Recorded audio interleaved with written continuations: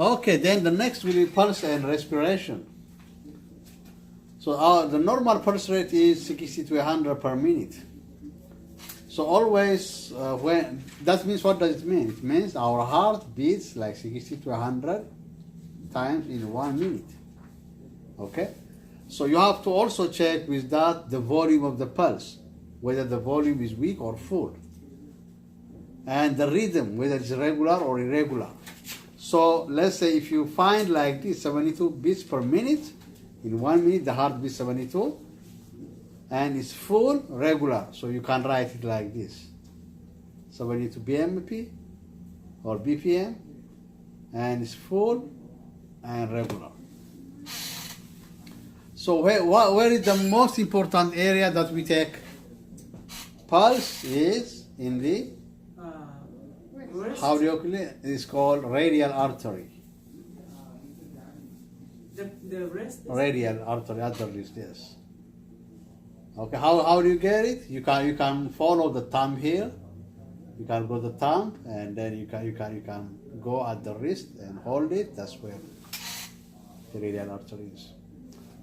So what you do here, count for 30 seconds, and then get the number.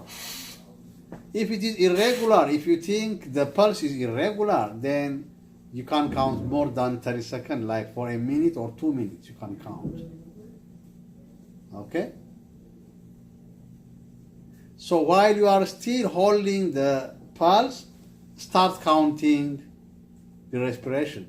This is so that the patient won't focus on the respiration that you are taking, so that you see by that they can change their respiration. So that they don't know that, you can distract them just by holding here, but you don't count it, already finished the pulse, but you start counting the respiration. And one respiration means one taking in air and one taking out air. Okay, so when a patient says, that's 1. That's 2. 3. Thank you, my air. Yes? Because air is very important, yes? Because there is power inside the air. Yeah? Always when you get in air, then you'll be energized inside. With all your tissues, your brain, all of them will get one. Okay? So, you know, the ratio of heartbeat to respiration is 4:1. It means as the heart beats 4 times, you have how many respirations? Only 1. And one respiration, the heart beats 4 times already. So let's say the heart beats labdab, labdab, labdab, labdab, labdab, labdab, labdab, labdab, labdab, labdab, labdab. You see? 4:1 ratio. Okay? Okay, because the heart beats like 4 times.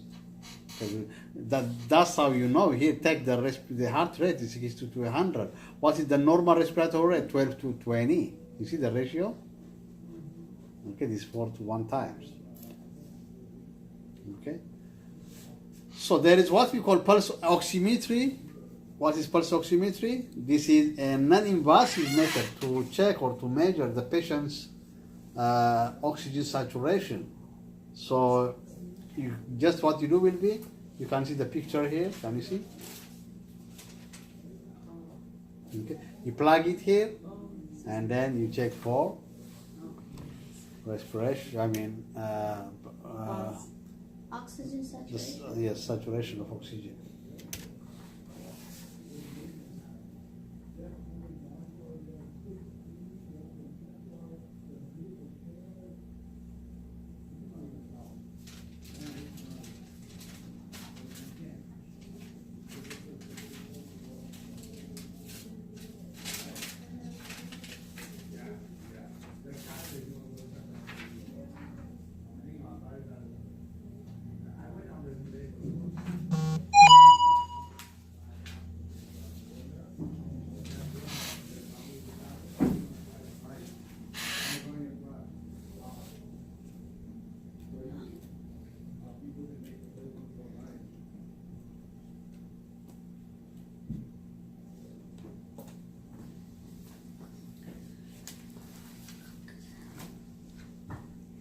Okay, blood pressure. The instrument that is used to check blood pressure is what we call sphygmomanometer. Okay? You know sphygmomanometer is an instrument that is used to check what? The blood pressure. Blood pressure. And also stethoscope. Yeah. And stethoscope is the one that you listen the sound. So you can see here is the blood pressure cuff. Okay. So so you have the cuff here, you have the valve here. Okay. This is the bulb and you have the tubing here. Okay. So how do you check? What you do will be you wrap this one. So always take for the proper size, because there is size for small infant, for babies, children. There is size for big adult people, and there is for the normal. Okay, so you have to select that normal size. So, okay.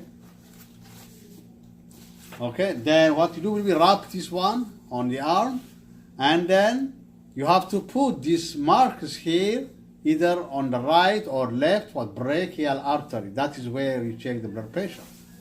Okay, let's say if you are putting it here, okay, where is my brachial artery? It's here, just on your pinky side, on your pinky finger. Take your pinky finger, can you see? Just right here on the arm, that's where it is. Can you locate it? Yes. Can you locate it? Locate it on your arm here, no, on elbow, yes, it's here. Can you locate it there? Where is that? Where is? Yeah, that's here. Okay, then you wrap this one. So you put this mark. If it is left arm, you put on my left side brachial artery. So go 2 fingers up, 2 fingers in. Okay, and then you wrap it. And then you inflate what? Inflate. And go to the, usually you can do like this. Ask what was your past pressure, okay? Let's say how much was your past pressure. Do you know that? Any of you? I know. What was your past pressure? Mine is everywhere. What was I your? see that it is lower than 80. Lowest, like 60, not 70. Yeah, how much? 76. Yeah, do you know that? You remember? Yes, 110. Okay, 110. So if she knows that like 110, what you do will be you add 30 on top of that. And then you inflate up to 140 for you, okay? So you inflate up to 140. Okay? If let's say it is 120, what do? You add 30 on top of that, you inflate up to 150. 130 plus 30 will be 160. That's how you go. Or if she doesn't know that, then you inflate like up to 180. Okay? But there is also another blood pressure measurement which is called palpatory and auscultatory. So you can also estimate the systolic pressure just by feeling. By feeling, you get the estimated systolic, and then you add 30 on top of that. Okay? And then you can determine the blood pressure. Okay? Then what you do will be, once you go to that upper level, then you go and you deflate your valve, and then the first sound that you listen with your stethoscope into your ears is your systolic pressure, yes. And when the sound comes, tap, tap, tap, tap, and disappears, then that will be your diastolic pressure. So we have 2 pressures actually. One is systolic, 2 is what? Diastolic pressure. So that is what we call a cardiac cycle. A cardiac cycle means in one cardiac cycle, there are 2 phases, systole and diastole. That means the heart is doing 2 things. One, the heart contracts, and the heart what? Relaxes. So when the heart contracts, that's called systole. Systole is the high temperature? Yes, High, systolic is the highest. When the heart relaxes, that is called diastole. Okay? So normal blood pressure means between 90 by 60 to 190 by 79. Any one ranging here, 90 by 60 to 119 by 79, that is And pre-hypertension means if it is 120 by 80 to 139 by 89. That means it's not hypertension, but on the way to be The hypertension. first step up. Yes. Above this, it will be stage 1 or 2 hypertension. Then 180 by 110 is very high. It's called hypertensive crisis. In this case, that's an emergency. You need to call 911.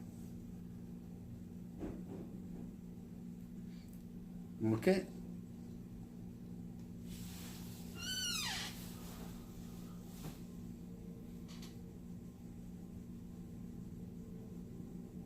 There is also what we call red pressure product, RPP.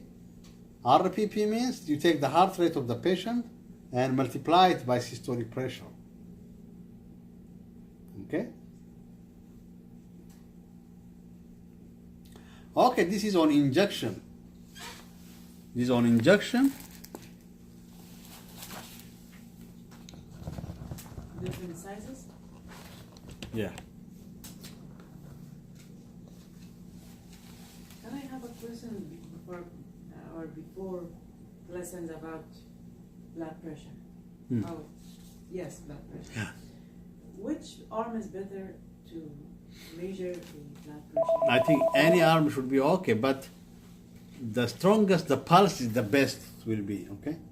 If you want to select an arm, you can check the pulse and go to the strongest pulse where the strong. Okay, otherwise it should be okay. So I check the pulse here and check the pulse. Which one is strong? You go to that. If you want to select. Okay, thank you.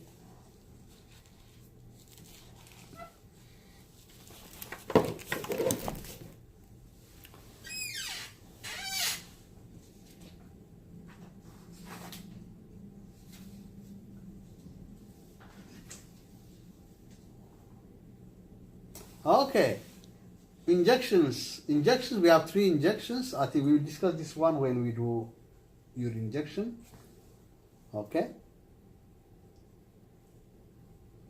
We have injection into the skin, it's called intradermal. Injection into the fatty tissue or subcutaneous tissue, that's called subcutaneous.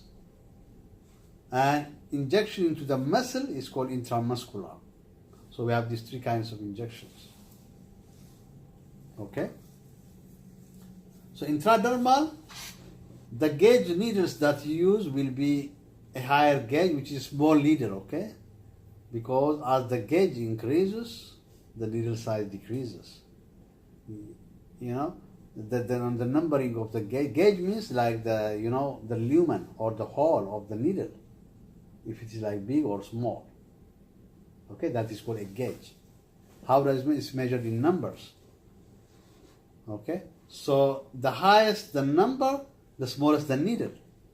Let's say if it is 20 gauge, which one is bigger? 20 or 27 is big size? 20 is big size. Okay, the reverse. Okay, got it? Yeah, actually you will learn this one in phlebotomy more you understand in the meters. Okay? Okay, then you have the lengths here. So these are the different descriptions. Intradermal, you go into the skin, 5-15 degrees. Usually this is done for PPD, which is called the purine protein derivative, or that's called tuberculin testing or tuberculosis. It's also command to test. And allergy testing, you can also do that. And where is the site that you go for intradermal? Usually you do it on the volar aspect of the forearm here, inside the arm here. Or in children, for example, you can go on the back. Okay? And maximum that you need to inject is 0.1 ml. So you don't need to massage or you don't need to aspiration. Aspiration means you pull back the plunger and then check if there is blood. You don't need to do that on the skin. And no, you don't need to massage. Huh? When we inject, insert the injection, and if we pull out and we check see for the bit blood. this kind of work is for the vein, not for muscles. Yes, yes. Let's say if you do intramuscular injection, you inject, and then when you pull back, if there is blood, it means you are in the bloodstream. It can be vein or artery or anything, yes? And then what do? You need to remove it out. You don't need to inject. Okay? If you inject it, then you might inject into the bloodstream. So to avoid that, you need to remove that. Okay? So that's why in this case, we don't need to aspirate. No aspiration, no massage in intradermal. Subcutaneous, usually we go 45-degree angle and 90-degree angle, usually if you have a thick fatty tissue, like 2-inch thick. Okay? And you do this one usually for heparin injection, for insulin injection on the back of arm usually. So subcutaneous, you do back of arm, in the abdomen here, on the thigh here. Okay, back of arm here. Can you feel it? Your back of arm. Usually there is a high fatty tissue here. Here. Okay, that's what abdomen usually high fat. And back of abdomen here. Here. And also thigh here. And back of the abdomen. These are the commonest areas.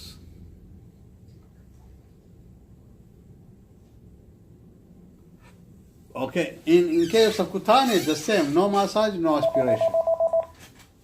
Okay, maximum is 1 ml.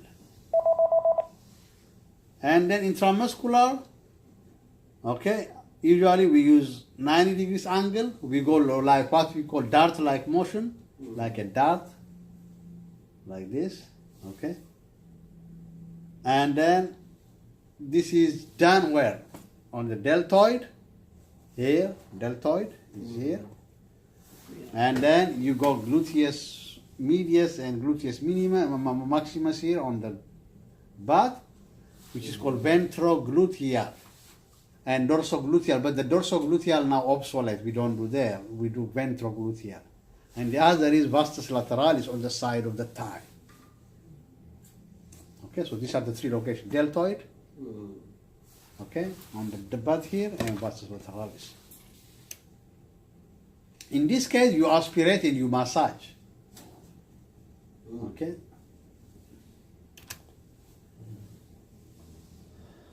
Okay.